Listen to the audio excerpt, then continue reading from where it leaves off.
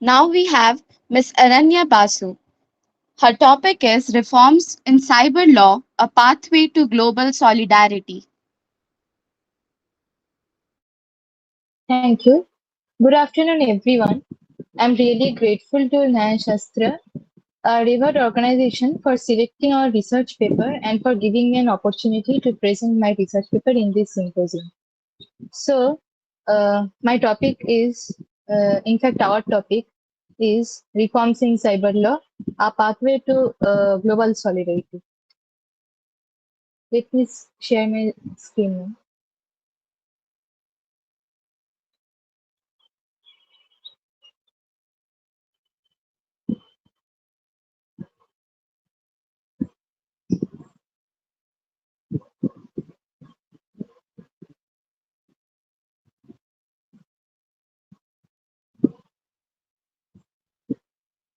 Is my screen visible to everyone?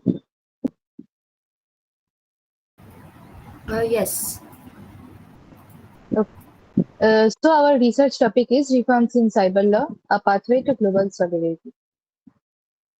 So in this increasing use of internet, in this era of internet, the cyberspace, it always seems to transcend all territorial restrictions.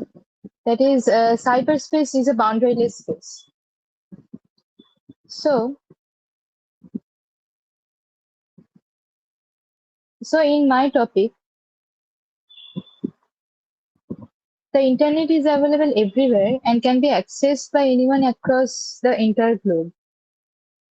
So in this case, the personal data of individuals are very vulnerable to hacking and infringement, especially the IPR, that is the intellectual property rights. So in this cyberspace, it's where the mails are sent, the messages are posted on social media, and the files are stored. So cyberspace is that online environment of computers, servers, networks, and digital platforms that allow people to interact without being physically present.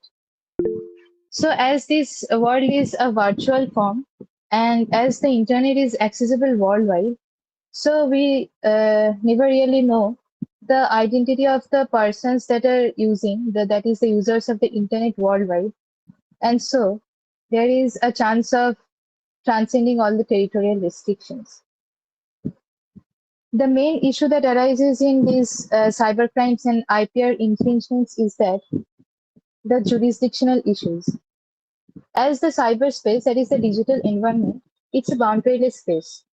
So in this case, the territorial jurisdictions cannot be fixed. There is no particular territory of this kind of offense, of these kind of offenses rather, because it is virtual in nature, and when the rights of the individuals are infringed, that cannot be kept track of.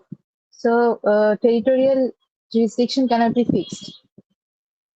And in case of cyber crimes and also IPR violations, the cyber criminals mainly attack the personal data and the private data of individuals, their bank accounts, business, thus violating their right of privacy.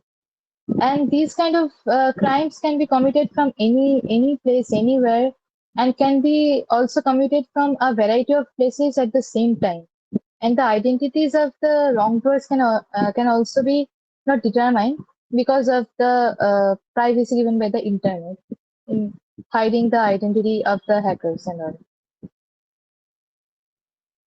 In cases of hacking, transmitting of virus online, which are the major cyber crimes that are occurring these days, the location of the perpetrators are difficult to determine because in these crimes, no specific computer is targeted. And these offenses are committed by multiple persons from different geographical locations. For example, a person from country A is attacking as is attacking computers of different countries like B, C, and D at the same time. So the territory cannot be determined like this because the offenders are attacking many computers at the same time. So in these cases, it makes always make it difficult for the courts to try these cases due to conflict of jurisdiction. Also, the major crimes related to cyberspace are cyber terrorism and bullying. So, due to the lack of harmonization of cyber laws globally, and due to the borderless nature of cyberspace, these crimes like terrorism, bullying are very prevalent these days. Because in these cases, the location of the perpetrators is unknown. One of the leading cases relating to cyber terrorism is the Mumbai 26/11 attack. This attack occurred on 26 November 2008 in the evening hours. The hotels of Taj and Trident were attacked. Thus, they committed the offense of cyber terrorism. Cyber terrorism has been defined under Section 66F of the Information Technology Act 2000. So, as per this section, any person who intends to threaten the unity, integrity, security of India by attempting to access a computer resource without authorization is said to have committed the offense of terrorism. So, in this 26/11 attack, the wrongdoers, that is the foreign terrorists, the nationals of foreign, they access the data of this hotel Taj and Trident by unauthorized means, by means of malware, and so they got the details of the guests that attended, those who attended the Taj and Trident hotels. And after a few hours, they attacked the hotel and caused a massacre. So apart from terrorism, we can also see nowadays like offenses of bullying, cyberbullying, online rape threats, hate comments in social media platforms. These have become very prevalent these days. Every now and then we can see cases of stalking, cyberbullying. So these perpetrators are hard to be identified because they have multiple accounts in these social media platforms and their identity is difficult to be known. Some landmark cases relating to bullying are Ritu Kohli case, State of West Bengal versus Animesh Bakshi, Ritika Sharma's case. In all these cases, we can see instances of cyberbullying. These victims are stalked and defamed by the wrongdoers in online platforms. So, due to this boundaryless nature of this cyberspace and digital platform, we can see all these offenses that are being committed. Also, the IPR is being violated these days a lot. IPR refers to the intellectual property rights and it protects the creations of the human mind. For example, copyright, trademark, patents, trade secrets, etc.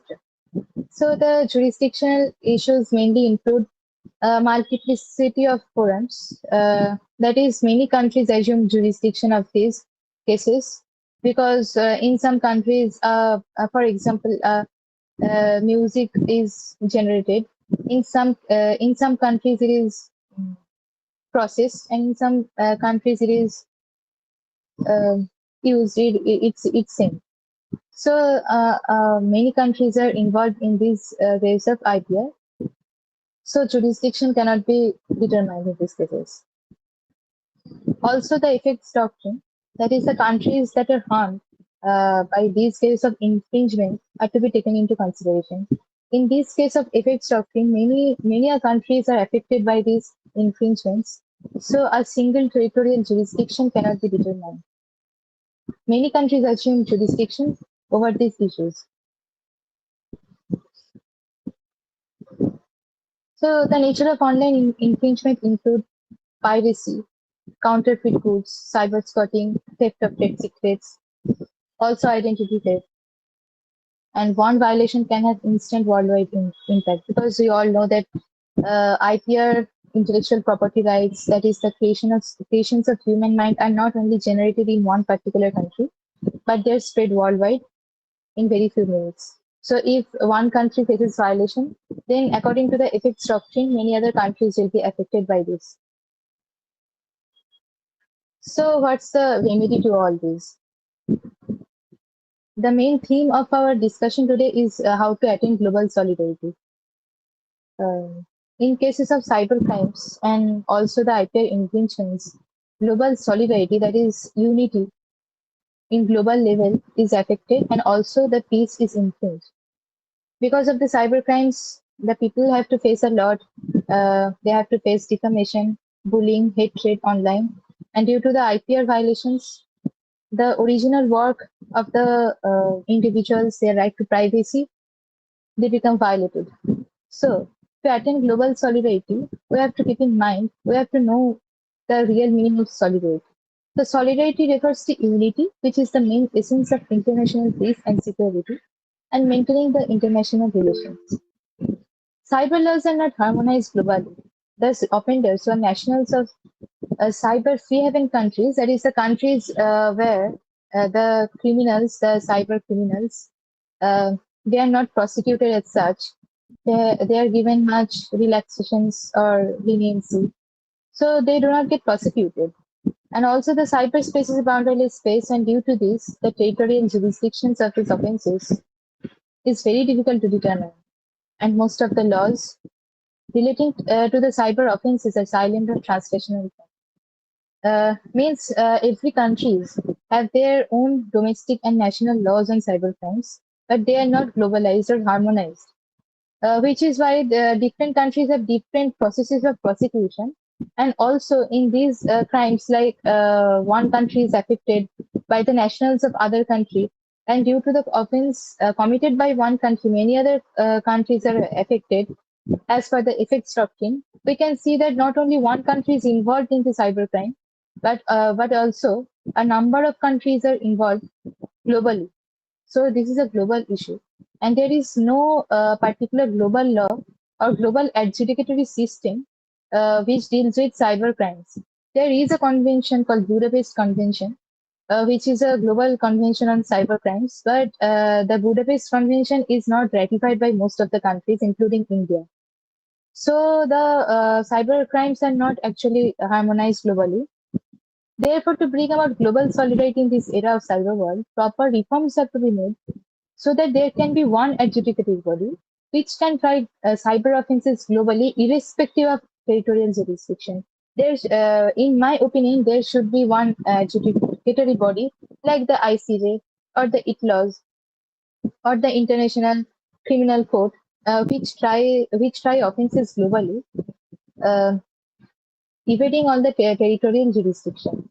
So, a kind of tribunal or a kind of adjudicatory systems should be developed globally so that the territorial jurisdiction is not an issue nowadays. Also, online websites should have some detecting system to verify the identities of the hackers or people who misuse the resources available. And all countries should ratify the Budapest Convention, which is also called the Cybercrime Convention, so that the cyber laws can be harmonized all over the world. So the Budapest Convention should be signed, and global harmonization should be there, and balance should be struck between the innovation protection and the public access to knowledge. That is, every intellectual property created by human mind shouldn't be accessible to the public. And developing nations should also create strict enforcement laws to protect the rights of the individuals, to prevent the cyber crimes from being committed, and to protect the IPR. Also, there should be a technological integration. And the current framework is fragmented, that is, different countries have different legislations on cyber laws and sovereignty given. So, our remedy should be to globalize the entire thing and create a single adjudicatory body to try the offenses globally. So, the conclusion would be that the rapidly evolving nature of cyberspace has made territorial concepts of cyber jurisdiction increasingly inadequate, and both in relation to intellectual properties, disputes, and cybercrimes. Because the internet transcends national boundaries, offenders are able to exploit legal gray areas, while states and victims frequently encounter obstacles in securing effective enforcement. Incidents of cyber terrorism, bullying, identity theft, cross-border hacking reveal how borderless offenses often escape accountability due to the fragmented national laws and the absence of coordinated international mechanisms.